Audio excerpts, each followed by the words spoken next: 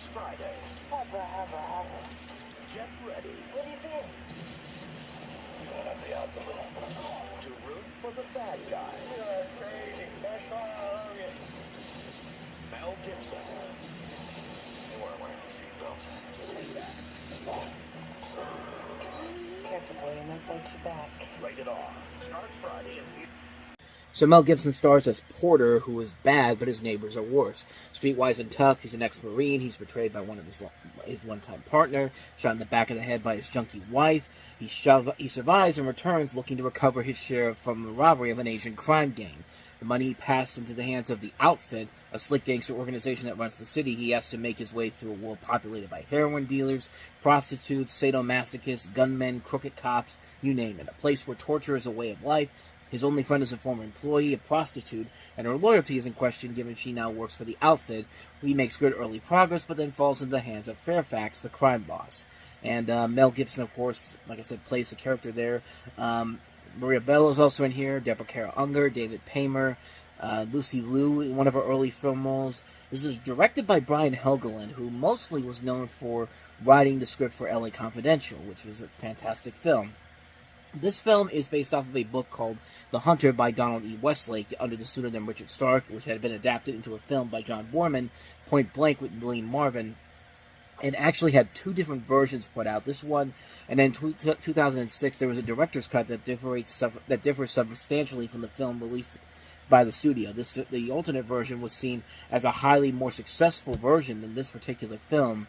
And, I tend to agree with them. I saw the original version of it, and it just really wasn't that intriguing to me. Like, it was a film that was just kind of boring. Like, yeah, it's cool to see Mel Gibson as a badass, but at the same time, there's not really a whole lot there in terms of the story or the creativity of it. At least with the director's cut, you could definitely tell that there's something interesting and unique they add to this, and you could definitely tell this was a film that was heavily had a lot of studio interference. They didn't know how to sell the film. Even though the film did pretty well. I mean, it made over $160 million off of a budget of about $90 million, so it did make its money back overall. But if you're going to watch this version, definitely look for the director's cut version, not the original theatrical version. The original theatrical version isn't all that great, but the director's cut is surprisingly enjoyable. I would say definitely check that one out. But anyway, that is Payback, so let's go ahead and move on to the next movie. Sarah Michelle Gellar in Simply Irresistible. You're invited to fall in love with a story about magic. Bibbidi-bobbidi-boo. Is it some kind of a curse? Fashion? That's all just a fear. Romance. The average man thinks about sex 238 times a day. What? Yes, that's right. And other things that make life interesting. Explain. Sarah Michelle Gellar. Sean Patrick Flannery. We met, and these amazing things started to happen. Today, Simply Irresistible. Rated PG-13. February 5th on. This is a weird movie. You have Sean Patrick Flannery as a department store executive who tries to resist falling in love with a young woman played by Sarah Michelle Gellar, who he believes he has possessed magic powers after inheriting a restaurant. That is the actual plot of this movie, and Sarah Michelle Gellar thought this would be the first movie to come after her success on Buffy the Vampire Slayer. This had to be the one, and needless to say, Simply Irresistible simply is not. It's a film that is just so weird on so many different levels. It doesn't know if it wants to be straightforward. It doesn't know if it wants to be a musical. It doesn't even know. It has no idea what it actually wants to be when it's all said and done. It's a film that's just so all over the place, makes no sense whatsoever. And, I mean, I guess Gellar and Flannery are trying their best they can here, but even the little bit of chemistry that they have here can't really take away from the bizarre ridiculousness of this movie. It's a generic romantic comedy, except it's trying to do something a little bit more high quality. Like, what's the word I'm trying to use here? It's trying to be something different than it actually is. And you can see that they're taking a lot of inspirations from stuff like the Fred Astaire movies of the day, The Belle of New York, Shall We Dance, Swing Time, and the movie does not do a good job of selling it to you at first in those trailers. And when you actually see the film, it doesn't really do that either. It's just kind of like, I don't know what they were trying to accomplish with this film. It crashed and burned, and let's just say Sarah Michelle Gellar's next movie as an actress would be a much more better received film, but this one simply is not. Simply Irresistible, it's not, so. Anyway, on to the next film, the documentary, The Last Days. And energy was the destruction of the Jews till the last day. It was more important to them to kill the Jews than even winning the war.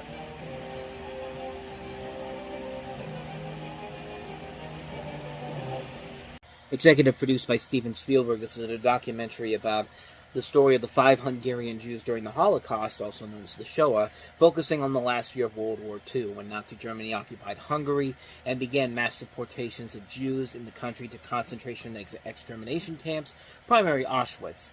Depicts the horrors of life in the camps, but also stresses the optimism and the perseverance of the survivors. And not surprising, this comes from Steven Spielberg after his Academy Award-winning Best Picture Schindler's List came out 6 years prior to this.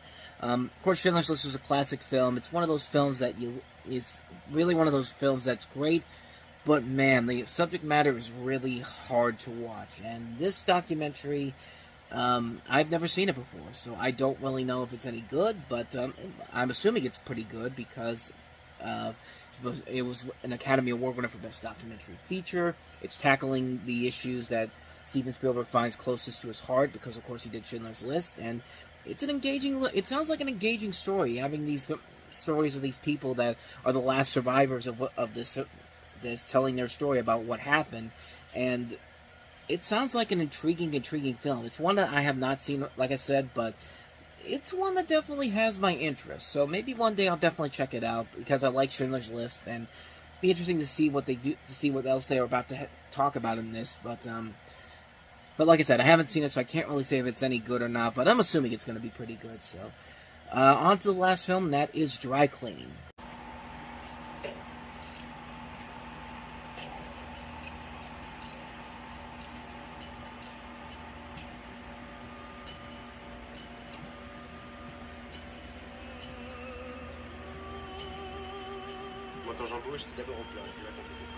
So you have the story about a nice, hard-working couple who've been married for 15 years. They operate a dry cleaning business that keeps them both too busy to take a vacation or change their routine. And a fateful trip to a drag club leads them to encounter this brother and sister drag queen performing team. Their shows fascinate the couple, and they both find themselves growing more and more attached to one of them, Loic. Loic brings them to the surface of all these suppressed desires and emotions, willingly and unwillingly. It's a psychological examination into the effects one attractive young man's entrance into the lives of an ordinarily seeming couple could have. And that's really all I know about this movie. I've never seen it before, and never had any real interest of knowing to see it. I didn't even know it even existed before I even looked it up. But quick one on that one. That's all I can pretty much tell you about this one, because I don't have any other information about it. I don't even know who this director is. It comes from France and Spain, so that's really all I know about it, honestly. So that is Dry Cleaning.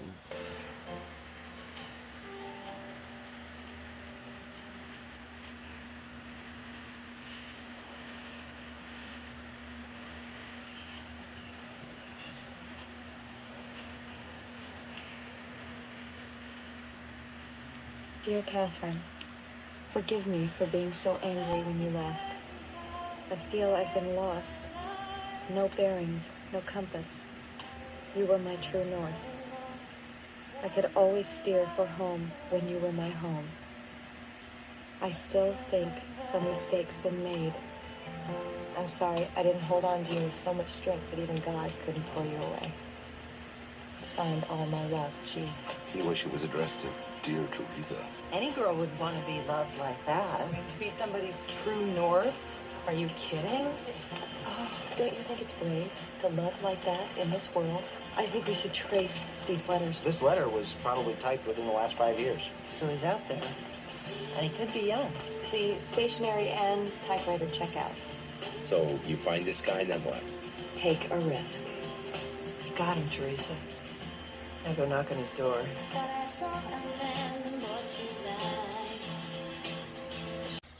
So you could probably tell this is based off of a Nicholas Sparks book, and believe it or not, this is actually the first movie based off of one of Nicholas Sparks' novels. Actually, his second novel overall. The first is The Notebook, and that would eventually be made into its own movie 5 years down the road. But this is the first one based off of his stories. It stars Kevin Costner, Robin Wright Penn, and Paul Newman. You can pretty much tell what the plot is basically on that trailer. A writer, played by Robin Wright Penn, falls in love with a shipbuilder, played by Kevin Costner, after finding a letter inside the bottle. And Paul Newman is playing Kevin Costner's father in here. This director is Louise Mandelsky, who has directed some movies we've talked about. White Palace, which is a mixed bag film overall. Born Yesterday, which is kind of a mediocre film. When a Man Loves a Woman, probably his best film overall. This is actually a film that was rewritten by, I think this was rewritten by, no, I don't think it was rewritten by anybody. I thought I read somewhere that this was rewritten by somebody else, but, no, this is written by Gerald DePago, who also is known for, if I can get the, he also wrote Phenomenon, he wrote Sharky's Machine, he also wrote another Louise Mandelsky film, Angel Eyes, which came out after this. Of the movies that I see on here, probably Phenomenon, maybe his best movie overall. I don't know, I haven't seen Sharky's Machine, but I hear that's a great Burt Reynolds film, but, I mean, really, you could pretty much tell what this is. This is basically what most Nicholas Sparks stories are like. You have a couple that eventually falls in love with each other. They go through the trials and tribulations before they can finally get together for reals this time at the end.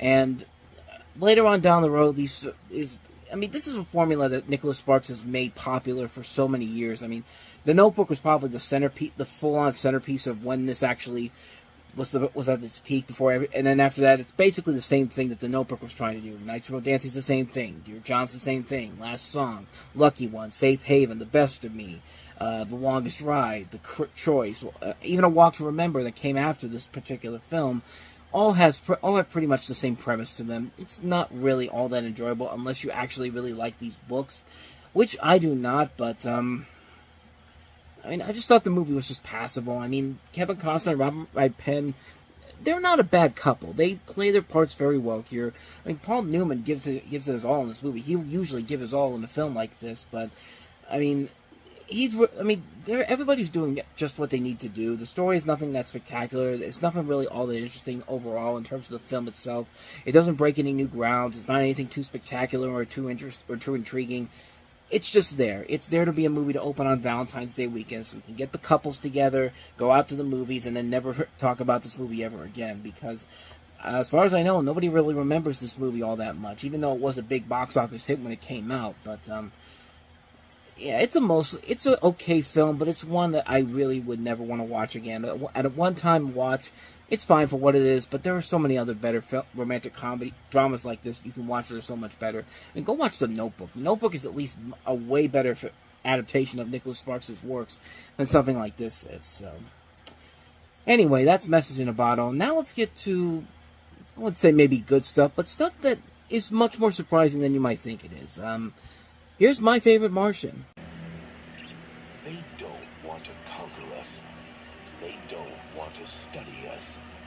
All they want Oh, not another ticket. is a place to crash.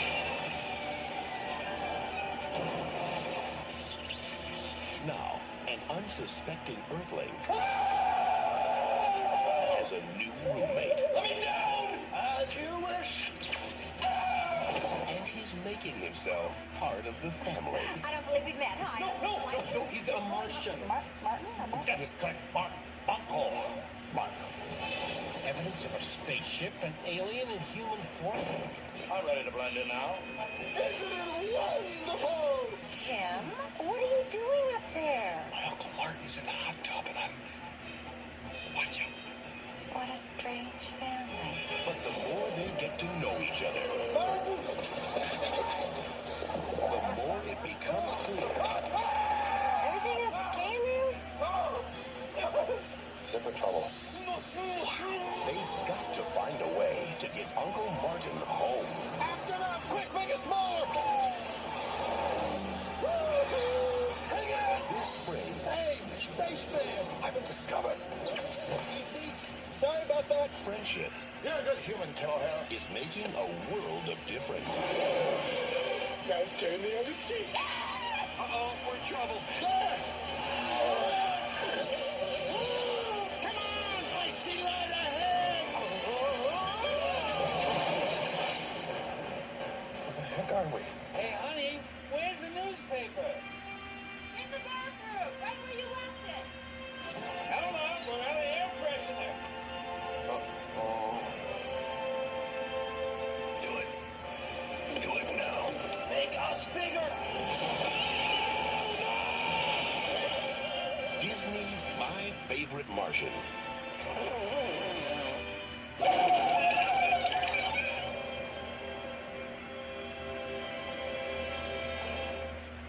I mean, we've kind of talked about where Disney's live-action department was at this point.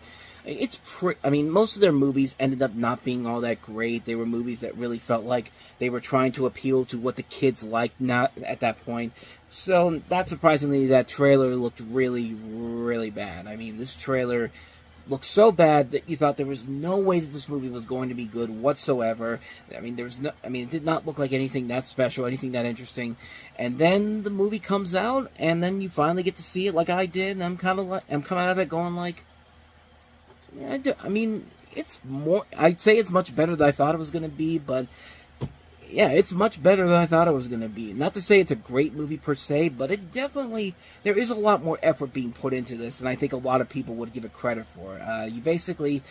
This is basically based off of a television series of the same name. You have a story where you have this news reporter this news producer played by Jeff Daniels, who gets fired for helping this reporter played by Elizabeth Hurley.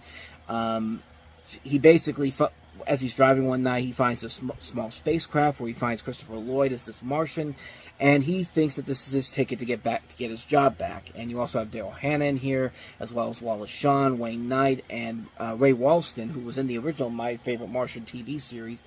And really, when I came out of this movie watching it, I was kind of like, that's a lot better than I thought it was going to be. So I actually looked at who put this together. This is directed by the same guy that did Richie Rich, and I actually really liked Richie Rich, and you could definitely tell that he tried his best to actually make something fun with this. And also, the writers of this are Sherry Stoner and Deanna Oliver, who not only wrote Casper, but they were two of the big pieces for shows like Tiny Toon Adventures, Animaniacs. You know, they wrote these shows that I grew up with, and they really did put a lot of effort into this than I thought they would have. I mean, yeah, you still got those moments in there that seem, it's basically the generic family film, but then there are times when it actually is very clever. It's actually very smart. Sometimes there are some pretty funny moments. Like, of all the things I thought was going to be really funny about this movie, Martin's spacesuit, voiced by Wayne Knight, surprisingly had some of the best moments of the film. And it's weird, like, because right around the time we had Third Rock from the Sun, and you can definitely tell that there was a little bit of an inspiration taken from Third Rock from the Sun when they were making this movie. I mean, it's a lot more creative, it's a lot more intriguing. Some of the visuals really do look pretty amazing for a film like this. I mean, you know what kind of reminded me of? It kind of reminded me of the film that Disney had done before this, My G. Joe Young, a film that had a trailer that was not really all that great. It really wasn't all that. It looked like a generic family film, but it actually turned out to be a whole lot better than you would give it a lot of credit for. But Mighty Joe Young, I think, is a far superior film. I would put this as a passable movie. I'd say for a one-time watch, I mean, it's perfectly fine for what it is. You definitely get what you want. Christopher Lloyd, Jeff Daniels working off each other. Some really cool visuals overall. You can definitely tell the inspirations for not only Third Rock from the Sun, but also a little bit of Men in Black in there.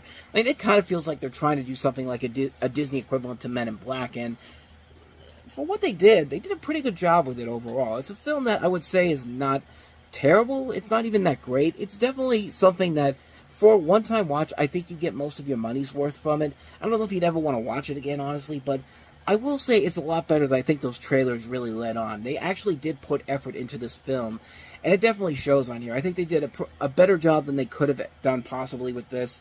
I would say give it a one-time watch, and I don't know, maybe you probably would never want to watch it again after that, but it certainly is a lot better than I think that trailer was letting on. I mean, I could definitely say that for certain, so that's My Favorite Martian. So let's get to the last film we have here, and that is Blast from the Past. 1962, the Cuban Missile Crisis was heating up, and the threat of nuclear war drove the Weber family underground. How long will we have to stay down here? 35 years. 35 years. For 3 decades, they lived a fairly normal life, but their son has become a man. What did you wish for, son? Now the time has come I wish that I could meet a girl. for Adam to step out and discover the world. What is it? The sky! I have never in my life seen anything like it before. Oh, my lucky Stars? A Negro. Wait, what? Well, small members, huh? Let me guess something. This is your first visit to La La Land. From New Line Cinema I've never driven before. and the director of the First Wives Club. Hi. One champagne cocktail. I thought only hookers drank this. Well, I know Mom sure likes them. Comes a story about a guy in his 30s, What have you been doing? I'm watching television in color. stuck in the 60s, I love sushi. I love Lucy. looking for love in the 90s. You're a nice boy, but what Eve needs is a nice man. Shall we dance? He drives a big, big car, smokes a big cigar. He looks like the king and he acts like a star. When we see him drive by, he goes boop, boop. We all shot image to suit. Brendan Fraser, Alicia Silverstone, Christopher Walken, and Sissy Spacek. Blast from the past. Yeah, Brendan Fraser calling a black person a Negro probably is not going to hold up very well nowadays. And in fact, when I actually went to the Wikipedia page on this under Legacy, that's literally the one thing that people took away from this movie. It literally says, the movie gained notoriety on social media from a scene where Brendan Fraser calls that character Adam says, "Oh, my lucky star is a Negro." And, you know, like I said, like I always say, it's a different time period, but man, nowadays that would not fly now. But this movie actually is a lot, it's a lot better than I think a lot of people give it credit for. You have Brendan Fraser as this guy who was born and brought up in a Cold War era fallout shelter built by his father, played by Christopher Nolan. That would have been a more interesting film. Christopher Walken, who's a survivalist, anti-communist father, and after 35 years, he emerges into the modern world where his innocence and old-fashioned views puts him at comedic odds with others. So it's a fish out of water story that definitely takes a lot of inspiration from two of the films that came out in the year before, New Line's own Pleasantville, as well as The Truman Show. And it's a really enjoyable film. This is directed by the same person that did The First Wives Club, and I really like The First Wives Club a lot. And for Alicia Silverstone, it was a nice comeback after what happened in '97 when she had the double whammy of Excess Baggage and also Batman and Robin. This is a nice return to form for her. You also have Dave Foley in here, and I think the comedy overall works very well. It is not a groundbreaking story in any means necessary, but it is a lighthearted romantic comedy that I think works very well. I think I think Brendan Fraser and Alicia Silverstone has a lot of great chemistry together. Christopher Walken and Sissy Spacek are very good. Dave Foley has a nice funny role in here. I thought the film overall was a lot better than I think a lot of people give it credit for. It does have a lot of elements that I think are very, very funny. I think it is very enjoyable. I like Brendan Fraser and Alicia Silverstone a lot. I think they have great chemistry together. I like the concept overall. It is a lighthearted romantic comedy that's mixed with a little bit of a sci-fi edge to it. I thought it was a ton of fun. I thought it was a very enjoyable film. I'd say definitely check it out if you haven't seen it already. I think it is a very fun film overall. It's worth a watch. Before man walked on the moon, when space travel was only a dream, 4 kids with nothing but hope found the courage to reach for the sky. Sometimes you really can't listen to what anybody else says. I come to believe that I got it in me to be somebody in this world. Based on an extraordinary true story from the producer of Field of Dreams, October Sky, rated PG. Special sneak preview Saturday night. So this is the story of Homer H. Hickam Jr., played here by Jake Gyllenhaal. It's based on a true story. A coal miner's son who was inspired by the launch of Sputnik 1 in 1957 to take up rocketry against his father's wishes and eventually becomes a NASA engineer. And October Sky is an anagram for Rocket Boys, the title of the 1998 memoir in which the film this is based off of. It's also used in a period radio broadcast describing Sputnik 1 as it crossed the October sky. And the band that this is based off of said that Universal Studios marketing people got involved and they had to change the title because, according to their research, women over 30 would have never seen a movie called Rocket Boys. So the book was later re-released with the name in order to capitalize on interest in the film. And it made for a pretty enjoyable film. This is written by Lewis Kolick, who's a name you might not be familiar with, but you've definitely seen his work. He wrote Unlawful Entry, Judgment Night, Bulletproof, Ghost of Mississippi. He later wrote Along Came a Spider and Hardball, uncredited. He also wrote Ladder 49. He's written a lot of good movies. He also wrote Flaming Hot, which just came out recently. And it's a pretty good movie. You've got a lot of young actors in here. Jake Gyllenhaal, Chris Owen, who'd be seen in American Pie later in the year, and some veterans, Laura Dern, Chris Cooper. It's a really enjoyable film, and it's definitely something different from Joe Johnston, who at this point had been known for mostly his bigger budgeted films like The Page Master, Jumanji, The Rocketeer, Honey, I Shrunk the Kids. This is a more simpler, quieter film. And I think it works out best for him. I think it's a very enjoyable film. It shows the potential that Jake Gyllenhaal would eventually show in films down the road. I think it's a great film. It's a very enjoyable film. I highly recommend checking it out. So let's go ahead and move on to the next movie. Probably the best movie overall, not even a question, the best movie that was released this weekend, Mike Judge's Office Space.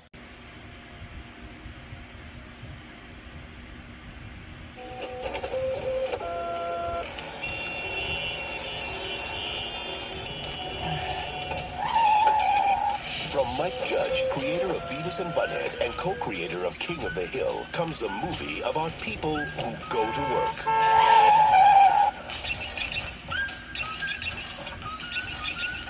Who are part of a team. And remember, next Friday is Hawaiian Shirt Day. Okay, I could set the building on fire. Who respect their boss. We need to talk about your flair. Well, I have 15 pieces on. 15 is the minimum. Brian, for example, has 37 pieces of flair on today. And a terrific smile. And need to escape. I don't like my job, and I don't think I'm going to go anymore. One of these days, I just eat this piece of... I'm thinking now it might be more fun to just get fired. And I've always wondered what that would take. Oh, Peter, listen. Well, it looks like you've been missing quite a bit of work lately. Well, I wouldn't say I've been missing it, Bob. That's just a straight shooter with upper management written all over him. We're going to be getting rid of these people here. Mr. Samir, not going to work here anymore anyway.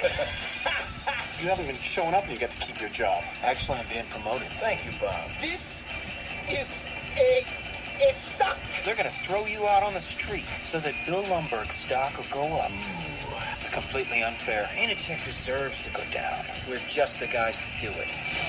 Tell me about that virus you're always talking about. The one that could rip off the company for a bunch of money. I'm not going to do anything illegal, Peter. Illegal? Samir, this is America. The worst they're going to do is they put you in a white-collar minimum security resort for a couple of months. You know they have conjugal visits there? I might be showing them my O face. Oh. They let you have sex with women? They sure do. Okay, I'll do it. Office Space.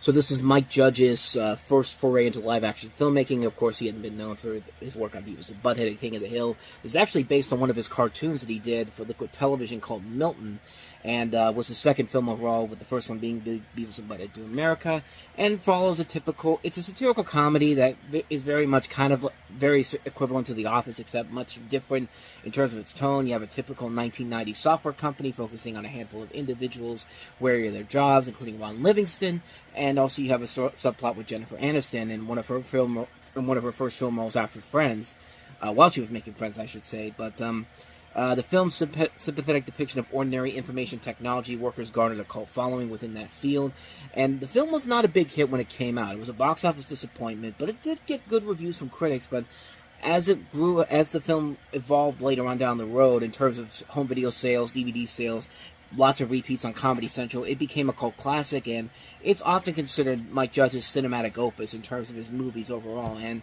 I can't really blame him for it. This movie is really, really good. It's a very good premise. You have Ron Livingston as this guy who decides one day, you know what, he wants to get fired, and he's going to figure out what it will take to do that, and while he's trying to do that, he's actually being seen as somebody who gets promoted to more and more upper management, while he's also trying to break down the company itself from within, and it's a very funny movie. Jennifer Aniston's very good here. Gary Cole as Bill Lumberg's great. Stephen Root as Milton is very good. I mean, Stephen Root's one of our great actors, man. I mean, that guy can play all these different roles, and sometimes you'll hardly ever realize that that's the same guy that plays Bill on King of the Hill. David Herman, you've also seen on King of the Hill and Futurama. Diedrich Bader, you see Richard Riel from Grounded for Life is also in here. A phenomenal cast overall here, and it's just a funny movie, man. It's a funny, funny movie that really never gets old after so many times of watching it. It's so funny. It's so quotable. I mean, what more do I even need to say about this movie? It's an amazing film. I'm glad it has had the cult following it's had since then, because it really is the best thing that Mike Judge has directed. Even though Mike Judge's films overall are mostly very good. I've never seen a really bad film of his. I think his worst one is Extract, but even that's not terrible. It's just not as good as some of his other films, but it's still what makes Mike Judge so special. I mean, he's never really made anything that I've actually really hated. Even something like The Good Family, which was not a great show overall, but at the same time, it was at least trying. It was at least trying to do something funny, and sometimes it would work, but most times not so much. But I still like that show. I still like it. I still like that show. I still like what Mike Judge does. Anytime he has a new project, I'm already set to watch it. I mean, what more do I need to say, man? Office Space. Great, great film. So let's go ahead and move on to the next film, and that is Jawbreaker. At a school vibrating high in popularity can be deadly. I heard she choked on Jawbreaker. That is so cool. I don't think we've met. What was the crew called? High School Off? From TriStar Pictures comes the battle of the babes. It's on. It's over, Courtney. I'm petrified. Jawbreaker. Our best friend is dead. Did you have any idea what that means? You were shooing for prom queen? Rated R. In theaters February 19th. A film that is very much inspired by the movie Heathers and is often compared to it. And you basically have the story where you have a plot involving a popular female clique, the use of bright pastels, and the ostensible accidental killing of one of its members. And you have Rebecca Gayheart, Rose McGowan, who had just come off of Charm. Gayheart actually was coming off of Urban Legend. And Julie Benz, who was relatively new at this point. And interestingly enough, she actually went to the same high school that I eventually graduated from, Franklin Regional. She's from Murraysville. She's actually been at the Steel City Con a couple of times, and I've never gotten a chance to meet her. My dad knows her probably more than I do, because from what I've been told, she actually has taught some of her. He teaches ice skating, and I think he told me that he teaches members from the Benz family. So I think he has seen her before, but I'm not really sure. As I don't know the full story on that, but I always thought that was interesting, and that's why I kind of got more interested in Julie Benz because of that. And she's a great actress. I mean, I've seen her in this. I've seen her in Dexter. The movie overall is very good. It's definitely taking a lot of influence from Heathers. While it's not as good as Heathers, it's still pretty funny. I do like watching these three women working off each other. They're very good here. You also have Carol Kane in here as well. Judy Greer, Pam Grier. I mean, anything Pam Grier touches, I mean, even if it's a bad movie, she's at least giving it her all, man. This director, Darren Stein, I don't know what else he's done here, but I think this is the only notable thing he's directed as far as I know. Yeah, he's directed mostly stuff that I've never really seen, so I can't really say if it's any good or not, but I have seen this film, and like I said, it's a good film. It's a film that really does work. Kind of like with Office Space, it did not do well at the box office, and was also seen as a critical failure as well, but it has had that same kind of cult following that kind of Office Space did. Not to that extreme, but people are more and more coming around to it, and I think they should come around to it, because it is actually a much funnier film than I think a lot of people would give it credit for. I'd say definitely check it out if you haven't seen it already. It's very good. I really enjoy it. Jawbreaker. So, on to the last film we have here, and that is The Apple.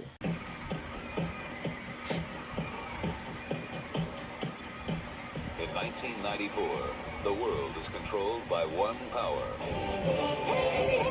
Oh yes, the futuristic world of 1994. You could probably tell that this is a re-release of the 1980 sci-fi music film from Menem Golan. If you don't know who he is, he's one of the people behind Canon Globus. And the story of The Apple, you have Catherine Mary Stewart as a young singer named BB, who, in futuristic 94, signs to an evil label named Boogaloo International Music. It deals with the themes of conformity versus rebellion, and makes use of the biblical allegory, including the tale of Adam and Eve, and is often considered one of the worst films ever made. And Mystery Science 3000, they've actually tackled this one before, actually as riff tracks, but I believe this is the same movie, unless I'm seeing another Apple film that came out in 1998. I don't think I am, but it's interesting that they re-released it then, but I've never seen the film, so unfortunately I can't really say too much about it. So, but one of the worst films ever made, which could mean it's a fun, guilty pleasure movie, but at least that's what I've heard from it, from the people that have actually seen it. But other than that, though, I don't really know myself, but could be one that could be a ton of fun, though, The Apple. So that's the last film that we have on here. Cindy's college money. But you right by Mrs. Kirshner, the circle she runs in, this could be the bread we've been waiting for. It'll take more than a couple of weeks.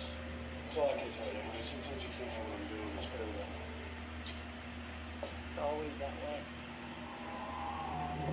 Become highly recommend Mr. Wells. We're pleased for your disclosure. Thank you. As you know, my husband passed away recently. Yes. My husband was the only one with the combination to this. These were my husband's private things. I didn't. I didn't realize. Do you want to tell me what you found, Mrs.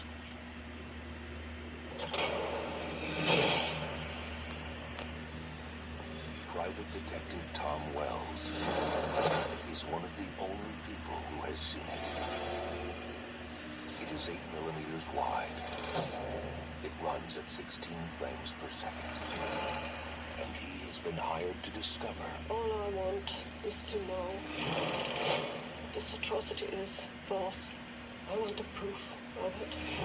If what's on it is real.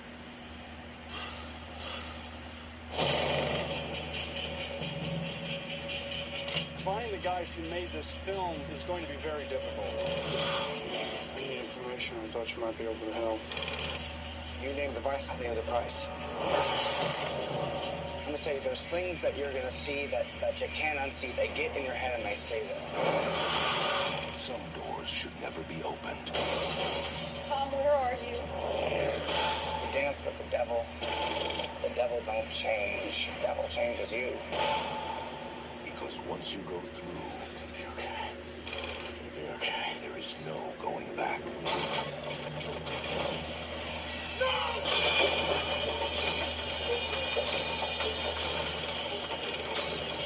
Nicolas Cage. I'm trying to understand! Wherever you were, just forget about it. Can't. There's no one left to finish this movie. 8mm. Filmed by Joel Schumacher. So Nicolas Cage plays a private investigator who ends up dealing into the world of snuff films. And you can tell from this movie there's two notable inspirations that the writer Andrew Kevin Walker probably took from this. One is his own Seven, and two is the movie Hardcore, which is most notably known as the movie where George C. Scott finds out that his daughter has been starring in porn films, and when he goes to see a movie that's starring his daughter, he's infamously is shaking his head and looking down at the physique going, turn it off, for God's sakes, turn it off. Like, something that The Simpsons would eventually parody later on down the road, but that was kind of my thinking when I saw what the script was kind of like for this, kind of like a modern-day version of the movie Hardcore. For Joel Schumacher, this is coming off of his infamous Batman and Robin, and most people forget that Joel Schumacher was a legitimately good director before Batman and Robin, making fun stuff like The Lost Boys, Falling Down, A Time to Kill, The Client. I mean, he made good movies as a director. But Batman and Robin and Batman Forever was kind of like his falling off point with a lot of people. So this was his first film trying to recapture some of that success. And not so much. I mean, I get what the movie's trying to do. I think it is trying its best to try to do something a little bit unique and different, but it's not quite there. It's kind of like an early mix of something like it's like I said, it's trying a little too hard to be kind of like the modern day version of Hardcore with a little bit of a edge of Seven. But Nicolas Cage himself is trying his best in here. The cast overall is trying their best in here. I mean, you've got Joaquin Phoenix, James Gandolfini, Peter Stormare, Anthony Held, Catherine Keener, Norman Reedus. A notable cast in here overall, and they're doing the best they can with the material here. It kind of falls into a little bit more of an exploitation, more than I think they're trying to make it out to be. I get what they were trying to do here, but I think they went a little bit too far to make it anything more that seems more like an exploitation film rather than a thought-provoking piece of entertainment. And I just don't really see. I sadly don't see where the thin line was, where they wanted to go with it. And I felt the movie kind of stumbled because of that. It's not a bad film per se, but it's just a film that it's almost like they're almost there trying to figure out what they want to tell, but they just don't have the right story there to do it. I think another rewrite of this probably would have helped us out a lot. But not a bad movie, but certainly a forgettable one to say the least. So that's 8mm. So let's go ahead and move on to the next movie, and that is Juliette Lewis and Gary Marshall's The Other Sister. Carla Tate has a handicap to overcome. Oh, no! Carla, get away from the water! Her mother. I give her love, I protect her, and suddenly that's smothering. Carla! I need to be responsible so that my parents get off my back. But now she's finally met someone who understands. I want you to meet Daniel. Don't worry, because I've been house trained. Are you concerned? It's just a harmless crush. It's all it is. Page 84 is okay. Page 146 looks pretty good. I'll see you away. Stay together, thick and thin. Now I know I got a friend. 'Cause nowadays I'm feeling I thought our worst problem was going to be parking. The other sister. I wonder who thought up sex in the first place. I think it was Madonna. Rated PG-13. Sneak preview this Saturday. Yeah, I should also tell you that February is also kind of a dumping ground for movies like this, and oh boy, that's pretty bad. So, basically the story, if you can't figure it out from that, is that you have Juliette Lewis playing a mentally challenged young woman who seeks independence by obtaining her own apartment and attending college while her family plans her sister's wedding, while at the same time she also falls in love with another mentally challenged person played by Giovanni Ribisi. One problem, though, if you've seen these actors before, you know that Juliette Lewis and Giovanni Ribisi are not mentally challenged. And the way they play it in this movie, oh dear God almighty, this would not fly today by any means necessary. In fact, I don't even know if it would have even flown back then in 1999. In fact, I could see right here from the reviews for this wouldn't have flown back there. The consensus on Rotten Tomatoes, I think, pretty much sums this movie up. Made-for-TV dramas evoke anything but real emotion. And Roger Ebert, I think, says it best, too. Shameless in its use of mental retardation as a gimmick, a prop, and a plot device. I don't think I need to say any more. That's pretty much exactly what this is. I mean, we've seen Juliette Lewis and Giovanni Ribisi be in movies and actually play roles very well. They're great actors. Diane Keaton is a great actress. Tom Skerritt is a great actor. Poppy Montgomery, Sarah Paulson, they're great actors too.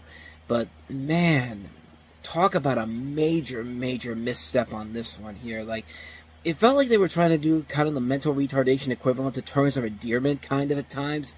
And it's funny because Juliette Lewis was in the sequel to Terms of Endearment, The Evening Star, one of the most pointless sequels of all time. And sure enough, here's another movie where they're trying to capture that same spirit, and it just doesn't work. Does not work at all. I really honestly don't need to say any more about this one. You could pretty much tell how bad of a movie is right from the get-go. And really, what more do I even need to say? The Other Sister, just a terrible, terrible movie. So let's go ahead and move on to the next movie. Let's try to get back on a more positive note here. Here's 200 cigarettes for you. I love the East Village. It is so cool. My character wants to lose her virginity, so she's like on a mission to get laid. Yeah, well, maybe we'll meet somebody. I'm smitten with Christina Rysher. This is the one. This is the one. I can't believe he let him French you. Will you grow up already? This is sort of like a whole big funny kind of night. Woo! They're definitely following us. Are they cute? Yeah, that wasn't a good commercial that I found for that. That was the first one I actually found, but you basically have an ensemble film, a comedy where it takes place in New York City on New Year's Eve, 1981. It follows several different people, including brothers Ben and Casey Affleck, Dave Chappelle, Guillermo Diaz, Angela Featherstone, Janine Garofalo, Gabby Hoffman, Kate Hudson, Courtney Love, Jay Moore, Nicole Ari Parker, Martha Plimpton, Christina Ricci, Paul Rudd. You have a cameo by Elvis Costello, as well as paintings by Sally Davies. Kind of a precursor to what something like the Gary Marshall ensemble comedies would be later on down the road, like Valentine's Day, New Year's Day, except this one is better, but not by that much. The acting overall is okay. I think there are some funny moments here and there, but they're very few and far between. You get too many characters that you have to really pay attention to really appreciate what everyone's going through here, and it's not a bad movie per se. It's just a film that kind of like with the first movie we looked at, 8mm. It has probably more higher ambitions than the film actually ends up giving them. I think another rewrite of this probably would have helped this film a lot more, and maybe some better comedy overall. But I will say it's not a bad movie. There are elements where they are definitely trying to do something funny and do something creative with these people. I mean, everybody here is giving it their all. I mean, it's not a bad, like I said, not a bad film, but definitely a film that needed another rewrite to really make it a film that definitely deserved to be made. But other than that, though, it's just okay for what it is. It's for a one-time watch. I wouldn't say for a one-time watch, it's not bad. After that, I probably wouldn't watch it again, quite honestly. But that's just me. So So that's 200 cigarettes. On to the last movie we have here, and that is Kerry Russell in 8 Days a Week. I'm gonna stand under your window until you fall in love with me. But Peter, we're just friends. Every guy has his dream girl, and for Peter, that girl is Erica. It sounds so much like erotica. Felicity's Kerry Russell is Erica. I've been in love with Erica since we were kids. She's sexy. She's irresistible. She will fall for you. And Peter will do whatever it takes to win her. You are acting like a fool. 8 days a week. Kerry Russell, the Golden Globe winning star of TV's Felicity, is luminous, adorable, and angelic. What the hell are you doing? I wanted to make sure I was in shape. 8 days a week. Sometimes good things come to those who wait. Sorry about the quality there. That's actually the only trailer I could find online for that movie. It was from the demo video for this film, which is really weird because I saw this movie back in the day, and it's hard to find any trailers for this movie on there, so they must have really thought this movie was not going to play well. And you basically have a story about this guy who's infatuated with his childhood friend and next-door neighbor, played by Kerry Russell, who was then coming off of the success of Felicity, and based on his advice of his grandfather, he decides to camp on Erica's lawn until she realizes that she loves him, and during his summer-long wait, he frequently comments on their neighborhood, and you get to see Kerry Russell in satin lingerie, so I guess that's a little bit something there for you if you really want to get invested into this. But it's a fine movie. Not good, not bad, just fine. I mean, it has moments of little bits of little charm there. I like Kerry Russell in here. I think she does play this role very well. She is good in the movie, playing against this character, Joshua Schaefer, who does a pretty good job in the role here. Catherine Hicks is also in here from Child's Play. Not a bad movie per se. I found this hard to believe, but this is the same director that 8 years later would later direct Shoot 'Em Up, which is a fun, silly, over-the-top, in-your-face action comedy, which is almost kind of like a live-action Looney Tune. So how the hell did this guy go from this to that movie? If you know what movie I'm talking about, the one with Clive Owen and Paul Giamatti and Monica Bellucci, you know how crazy that movie gets. It's a crazy fun movie, but this one, it's not, like I said, it's fine. It's nothing that's going to make you really hate it or really like it. It's just a fun little movie. It's a fun film that tries its best. It probably plays it a little bit too safe for its own good. But I didn't hate it coming out of it. I mean, I really didn't mind the film all that much. I haven't seen it since then. It's been a long time since I've actually seen it, so who knows? Maybe my thoughts on it will change completely. But from what I remember from it, I don't remember it being a terrible movie per se. I thought it was just a decent film, nothing too crazy, nothing too bad, just kind of in the middle. Fine for what it is. If you want to see Kerry Russell in one of her first major film roles after starring in Felicity, this will do well for you. You'll like her in it the most probably, but other than that though, it's fine for what it is, honestly. That's 8 days a week.